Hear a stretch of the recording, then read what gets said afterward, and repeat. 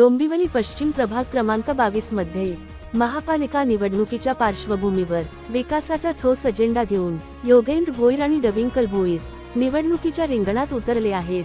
कल्याण डोंबिवली महानगरपालिका सार्वत्रिक निवडणुकीसाठी क पॅनलचे उमेदवार डविंकल योगेंद्र भोईर आणि ड पॅनलचे उमेदवार योगेंद्र यशवंत भोईर प्रभाग 22 मधून निवडणूक लढवत आहेत। प्रभागातील नागरिकांना भेडसावणाऱ्या पाणी टंचाई, खराब रस्ते, ड्रेनेजची समस्या, कचरा उचलण्यात होणारी अनियमितता, अपुरी स्ट्रीट लाईट व्यवस्था आणि आरोग्य स्वच्छतेसंबंधी प्रश्न यावर त्यांनी तातडीने उपाययोजना केल्या आहेत। नागरिकांशी थेट संपर्क ठेवून त्यांच्या तक्रारी ऐकून त्या प्रशासनापर्यंत पोहोचवून वेळेत सोडवण्यासाठी सातत्याने पाठपुरावा करण्यात आला आहे।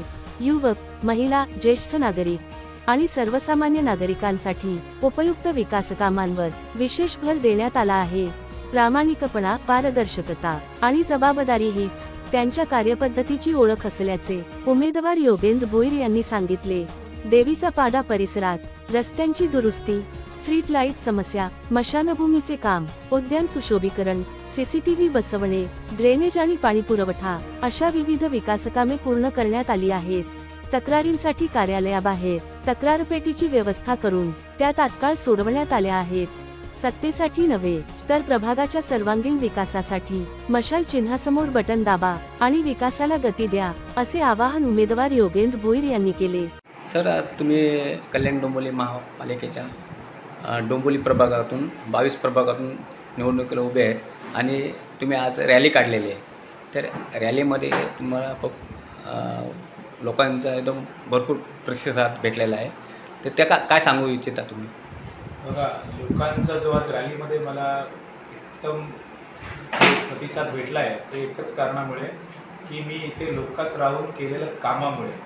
लोकांना माहिती आहे हा जो मुलगा आहे, मी आज फक्त 34 वर्षाचा आहे, पण मी जी काही कामं इकडे केली आहे त्या कामाच्या जोरावरती त्यांनी मला जे प्रेम दाखवलं आहे आणि त्या प्रेमावरती ते लोक आज रॅलीमध्ये मला सपोर्ट द्यायला ते आले होते आणि खूप चांगला प्रतिसाद त्यांनी दिला आणि रॅलीच्या सुरुवातपासून तर रॅलीच्या शेवटपर्यंत ते माझ्यासोबत होते। मतदान तुम्ही जनतेला काय म्हणजे आवाहन करणार? काय बघा, 22 नंबर पॅनल जिथे मी लढतोय तिथे मी माझी सीट बिनविरोध न जाऊन लोकशाही टिकवली आहे, लोकशाही जिवंत ठेवली आहे। हुकुमशाहीमध्ये मी ती जाऊन दिली नाही आहे। तर मी लोकांना आता एकच आवाहन करेन, जर त्यांच्याकडे संधी आहे की मतदान करायची तर त्यांनी आता निर्णय घ्यायचा आहे की कोणाला त्यांना मतदान करायचं आहे, विकासाचं मत द्यायचं आहे का अशा व्यक्तीला मत द्यायचं आहे की जो खरोखर म्हणजे त्यांची समस्या समजू शकतो आणि त्यांची समस्या सोडू शकतो, की अशा लोकांना द्यायचं आहे जे 10-10, 15-15 वर्ष निवडून आले आणि जे निवडून आल्यानंतर काय नाही करू शकले ते आता जर परत निवडून आले तर काय करणार आहे। तर एकदा उच्च शिक्षित लोकांना मत देऊन बघा आणि जर नाही काम केलं तर त्यावेळेस पुढच्या वेळेस दुसऱ्याला संधी द्या।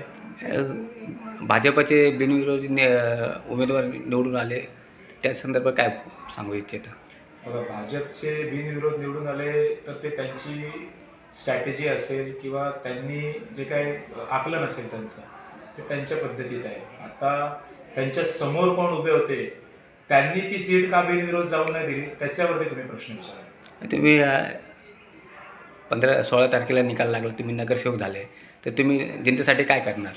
बघा, मी नगरसेवकच्या पदासाठी उभा आहे, पण मी ऑलरेडी समाजसेवक म्हणून मूलभूत गरजांवरती काम ऑलरेडी सुरू केलं आहे आणि त्याच्यावरती मी काम करतोय। देवीचा पाडा असेल, इथे माझं काम बऱ्यापैकी झालेलं आहे। आता पुढे मला 22 नंबर पॅनल जो तयार झाला आहे तर महाराष्ट्रनगर असेल, राजूनगर असेल आणि गरीबाचा वाडा असेल, इथेही मला मी जे स्ट्रॅटेजी आखली आहे मूलभूत गरजांसाठी तीच मला इथे वापरायची आहे।